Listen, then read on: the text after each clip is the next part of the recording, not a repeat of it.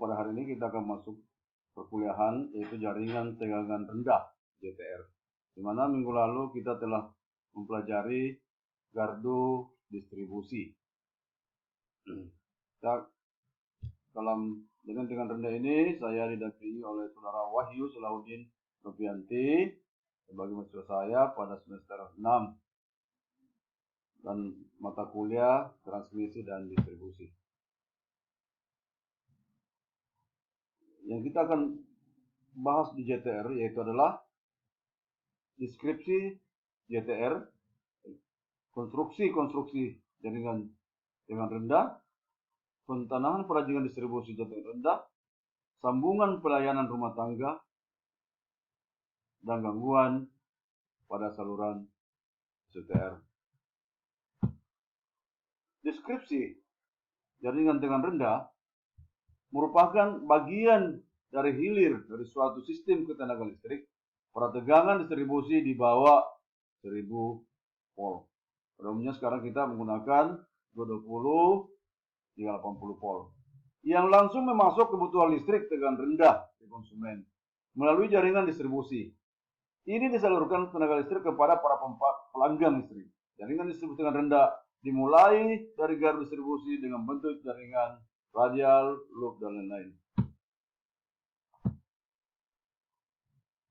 Jaringan tegangan rendah berfungsi untuk menyalurkan tenaga listrik dari gardu distribusi, ini gardu distribusi, ke konsumen tegangan rendah yang digunakan PT PLN persero adalah 127/220 volt dan 220/380 volt. Ini zaman tahun 1990-an. Nah, sekarang sudah dirubah menjadi seluruhnya 220/380. Umumnya radius pelayanan bersekitar 350 meter. Indonesia susut tegangan diizinkan 5-10% dari tegangan operasi. Konstruksi JTR ada dua, kita akan ini adalah saluran udara tegangan rendah, ini. Kemudian saluran kabel tanah tegangan rendah SKTR. Ini banyak kita jumpai di perkotaan yang penduduknya padat.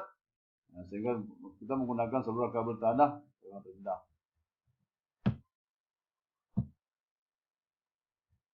Konstruksi tiang daripada SUTR yaitu untuk apabila TM dipasang juga TR, ada konstruksi 13 meter tiangnya, ada yang 11 meter. Pada jaringan tegangan rendah yang menggunakan tiang bersama dengan jaringan tegangan menengah, maka jarak gawang span harus dijaga agar tidak melebihi 60 cm. Di dalam menentukan panjang tiang, beberapa faktor yang harus diperhatikan. Jarak aman antara saluran tegangan menengah dengan tegangan rendah, posisi terapot tiang. Tinggi rendahnya terapot dengan menyangga dua tiang gambar menunjukkan jarak aman yang diperlukan. Kemudian konstruksi tiang. Untuk konstruksi jaringan SUTR yang berdiri sendiri. Jadi ada juga SUTM tanpa JTM. Jadi SUTM saja bersendiri, dipakai tiang beton atau tiang besi dengan panjang 9 meter. Tiang beton ini dipakai untuk berbagai jenis yang memiliki kekuatan beban kerja, working load. Ini ada 200 TAN, 350 AN, dan 500. Dengan angka faktor keamanan tiang adalah 2. Pada titik pengerukan pembumian dipakai tiang beton dan dilengkapi dengan terminal pembumian. Pada dasarnya, pemilihan kemampuan mekanisme tiang SUTR berdasarkan 4 hal. Yang pertama, posisi fungsi tiang awal, tiang tengah, tiang sudut, ukuran penghantar, jarak endongan, dan tiupan angin.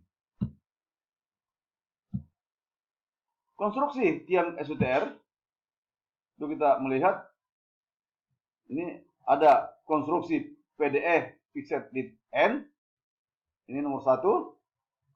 Kemudian ada konstruksi 88 suspension sudut kecil, ini nomor 2. Ini. Kemudian ada konstruksi tiang sudut besar, sudutnya lebih besar 30 ini, nomor 3. Kemudian ada konstruksi tiang seksi penegang. Jadi ada juga konstruksi tiang percabangan. Ini konstruksi-konstruksi yang ada di tiang SUTR. Konstruksi tiang PDE yang kita lihat, yang pertama itu adalah tension clamp, yang kedua adalah strain clamp, ada ini strain clampnya, yang ketiga adalah stainless, kemudian yang keempat stopping buccal, ini stopping buccal, ini tiga, kemudian yang keempat adalah plastik strip dan pelindung.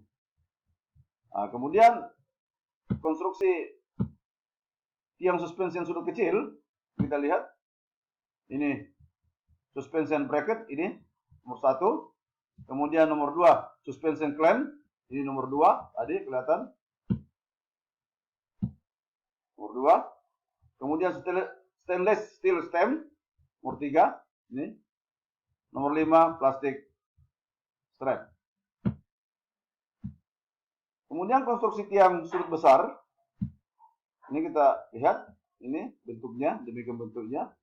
Kemudian tension bracket nomor 1, nomor 2 adalah stand climb, nomor 4 itu kita lihat di sini ada stopping bucket, dan nomor 5 adalah plastic clamp.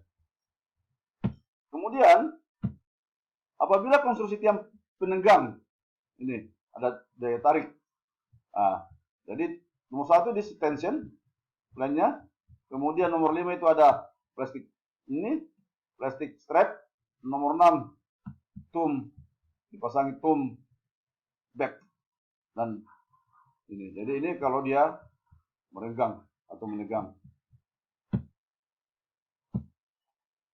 Kemudian konstruksi percabangan. Nah, ini kalau ada percabangan, maka ada suspension bracket nomor 1, kemudian suspension Clarmo, ini nomor 2 ini ada percabangannya, suspension bucket 3, dan plastic clamp.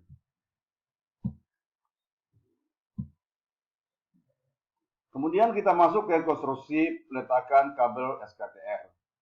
Kabel yang terletak di bawah tanah harus memenuhi persyaratan dengan unsur lain ada di bawah tanah. Jarak antara kabel dan kabel listrik lainnya persilangan tidak boleh kurang dari 20 cm. Jika jaraknya kurang dari 20 cm, maka bagian persilangan dilindungi dengan pipa beton atau pelat beton dengan tebal 6 cm. Sekurang-kurangnya sejauh 50 cm dari titik silang.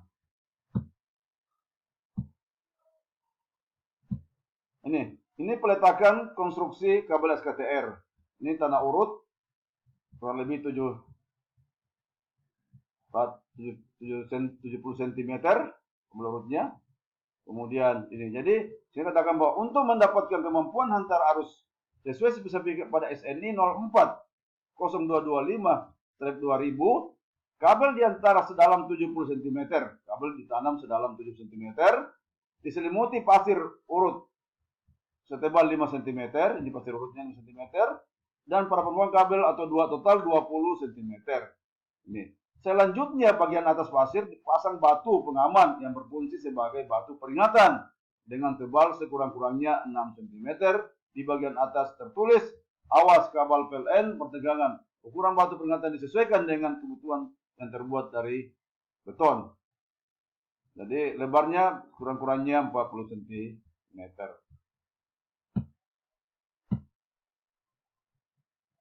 Konstruksi perlengkapan hubung bagi SKTR. Nah, jadi kita mendapatkan ada hubung baginya SKTR. Penempatan perlengkapan hubung bagi PHBTR dilakukan di sisi luar trotoar, tidak mengganggu pejalan kaki. PBH dilindungi dengan pipa baja, patok, pelindung kemungkinan tertabrak kendaraan bermotor. Panel PBTR dan lapisan luar metal sheet, kabel dan pengantar metal dibumikan bersama. Pengantaran pembumian minimal penampang 50 mm terbuat dari tembaga dengan nilai tahanan pembumian tidak lebih dari 10 ohm.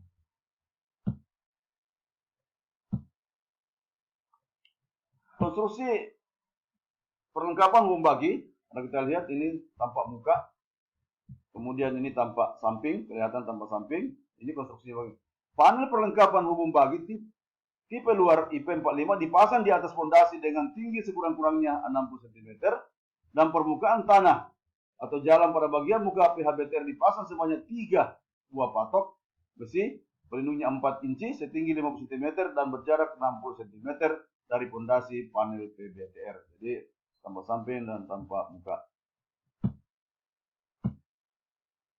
Nah, kemudian pentanahan pada jaringan distribusi JTR. Pengertian sistem pentanahan atau bisa disebut sebagai grounding adalah sistem pengaman terhadap perangkat-perangkat untuk mempergunakan listrik sebagai sumber tenaga dan lonjakan listrik akibat dan sambaran petir. Switching. Tujuan utama dari adanya pentanahan adalah menciptakan jalur yang low impedance, tahanan rendah terhadap permukaan bumi untuk gelombang listrik dan transient voltage. Ini jenis-jenis tanah. Itu ada tanah rawa, kemudian ada tanah liat, tanah ladang, kita lihat jenis tanah pentanah. Kemudian tanah berbatu, pasir kerikil dan pasir kerikil basah. Masing-masing jenis tanah mempunyai nilai tahanan jenis yang berbeda-beda, tergantung dari jenis tanahnya. Dapat dilihat pada tabel di bawah ini yang merupakan nilai tipikal. Jadi jenis tahanan jenisnya adalah misalnya tahanan rawa itu 30 ohm per meter, kemudian tanah liat ladang 100 meter, kemudian pasir basah 200 meter, dan yang paling besar adalah tanah berbatu itu sampai 3000 ohm meter. Ini tahanan jenisnya. Kemudian sambungan pelanggang. Jadi ini untuk menyambung pelanggang, ketentuannya ada sambungan pelanggang. Itu pertama, dari satu tiang boleh dipasang 5 maksimum saluran pelanggang. Kemudian dari saluran pelanggang pertama boleh dipasang maksimum berturut-turut seri maksimum 5 pelanggang dari tetap memperhatikan beban air susut dari sini. Jadi setiap rumah ini ada masuk, kemudian rumah langsung ke pelanggang berikutnya. Kemudian jarak sambungan dari tiang ke rumah atau rumah ke rumah maksimum 30 meter. Saluran pelanggan jenis switch maksimum 50 meter jenis TX-West. Kemudian jarak sambungan dari tiang ke rumah terakhir maksimum 150 meter dan tetap memperhatikan susut tegangan yang diizinkan. Susut tegangan sepanjang SR yang diizinkan maksimum 2% bila saluran pelanggang disambung ke STR maksimum 10% bila saluran pelanggang disambung pada gardu, trafo, dan petir. Dan pada satu tiang hanya boleh dipasang maksimum 3 saluran pelanggang. Nah, kemudian gangguan-gangguan yang sering terjadi pada JTR yaitu gangguan hilang pembangkit, maksudnya terjadi blackout. Semua pembangkit terjadi blackout. Kemudian gangguan lebih, ini akibat sambaran petir, switching. Kemudian gangguan hubung singkat, jadi mungkin ada binatang-binatang yang ini seperti kelelawar. Gangguan tegangan lebih. Kemudian gangguan instabilitas. Kemudian gangguan karena konstruksi jaringan yang kurang baik. Jadi inilah gangguan-gangguan pelayanan yang ini terjadi pada jaringan tegangan rendah. Jadi perkuliahan ini kami tutup dengan mengucapkan alhamdulillah, sekian dan terima kasih. Dan bila ada pertanyaan masalah jaringan tegangan rendah, silahkan dikomentari di komentar pertanyaan di YouTube, karena akan dimasukkan dalam pembelajaran online dengan mata kuliah transmisi dan distribusi yang mulai kita belajar dari awal, yaitu transmisi sampai ke jaringan tegangan rendah.